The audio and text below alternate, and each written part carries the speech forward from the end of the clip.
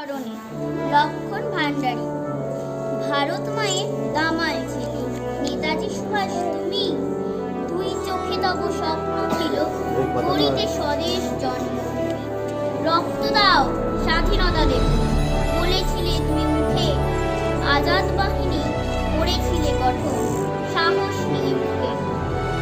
ভারত মাতা ছিল পরাধীন ধরিয়া 200 বর্ষ, ইচ্ছা ছিল করিতে স্বাধীন তব স্বদেশ ভারতবর্ষ। স্বদেশ তব হইল স্বাধীন দেখিলে নাবি তুমি, ত্রিবর্ণ পতাকা উড়িতে আজি স্বাধীন ভারত। তোমার আসল সুপ্রভাতিকে পূর্ণ করিবে কে বা, ফিরে এসো এসো ফিরে পরিবারে দেশে সেবা।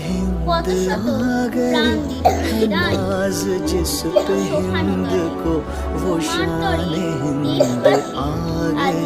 দেশবাসী আজি ভারতে স্বদেশে লাড়ি স্বাধীনতা করিলে তুমি সংগ্রাম, কে বীর সাধক কর্মী মহান, তোমারে জানাই